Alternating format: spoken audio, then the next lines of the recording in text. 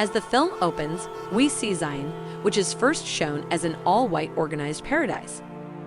The Matrix agents are intended to locate and destroy the last remaining human civilization in the real world, which is buried deep below. We discovered that brains who refuse to accept the Matrix are no longer viable energy sources, rendering them useless to machines. The machines cast these corpses out for death, presumably unaware that Zion people are saving and returning these rejects to Zion. This is why Neo took the red pill in the first film. It interrupted his real-world signal, fooling the Matrix into believing he was rejecting the simulation he was being given. Our heroes were able to locate and preserve his rejected corpse in the actual world, as a body that hasn't moved isn't quite usable. Agent Smith, who was murdered at the end of the first Matrix film, has returned. However, he is not connected to the machine's mainframe, implying that he is a rogue software. Smith begins to replicate himself, taking over other programs, including the body of a real-world person jacked into the Matrix, much like a virus.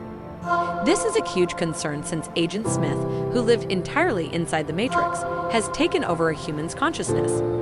When this body is taken from the Matrix, it will carry the rewritten mind, which in this case is Agent Smith. The audience is now terrified that Agent Smith is similar to our human protagonists, able to exist in both the Matrix and the real world. To watch the world burn, Agent Smith kills Neo, destructs Zion, and seizes every program in the Matrix, is all Agent Smith wants to do. Because he doesn't care about the repercussions, he simply wants to be in complete control. As he continues to duplicate, he runs into Neo, but the numbers matter nothing to Neo as he continues to win the race. We see the Oracle again, and this time she tells Neo that he must meet the Architect, the source of the Matrix's Matrix.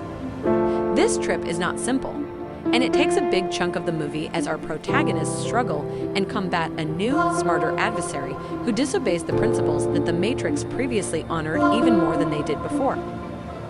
Meanwhile, back in Zion, the machines are digging for Zion instead of aimlessly traveling millions and miles via tunnels to get there.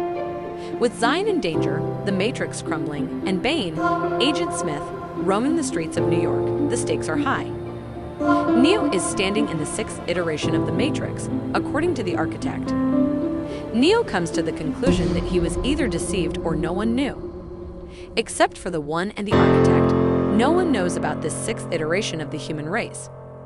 In the first incarnation of the Matrix, we discover that it was a utopia that failed catastrophically because a flawed individual could not live in a flawless environment without rejecting it. Thoughts awakened, as did the batteries that previously held them hostage. A second iteration followed, in which the Architect rendered the world flawed and created a program to learn from people, whom we would later find to be the Oracle. This iteration also failed due to a lack of options, which the Oracle found throughout this iteration. The AI responsible could not understand a simulation where decisions, potentially invalid, might be made. Third iteration was formed between Oracle and Architect, providing people, test subjects, the sense of choice at a near-conscious level. As a result, 99% of mankind were emancipated and went on to find Zion. However, this is not possible, as an unfettered mind in the Matrix would only raise the possibility of catastrophic collapse. Because Zion is nothing more than a machine-oriented control system, we lose all hope.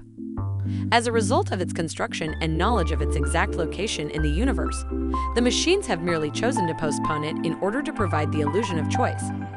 In the meanwhile, the Architect has handed Neo 2 doors, each of which has an option.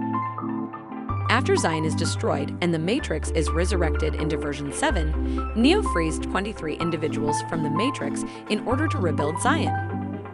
In the second door, Neo returns to the fading Matrix. Thousands of people will die in Zion and the Matrix, and the human race will be extinct. It is explained by the Architect that Neo's past incarnations have always reloaded the Matrix in order to ensure that the species survives. In every new load, the Architect hopes to be accepted into his fictitious, synthetic universe. As a result, the sixth iteration of Neo chooses to end the species rather than love in order to rescue Trinity. As we discover that the prophecy isn't genuine and that Neo's existence is a great deception to keep minds trapped and seeking something, so many things come together. Awakened and liberated, taught and given the option to reset the Matrix is a pattern he's followed his whole life. Neo kills 5 Sentinels in the real world as he saves Trinity and exits the collapsing Matrix to do so. There are several questions that arise from the destruction of real-world devices. Would a Matrix-like reality be possible in the real world? How can Neo have an impact on the world around him? In the first film, Neo inhabits Agent Smith's body towards the conclusion of the film, and this is where the explanation begins. However, a little portion of his Matrix brain code is left behind. This link is revealed to him after his conversation with the architect, and he may use it to disturb the machines in the actual world, much like a Wi-Fi network does.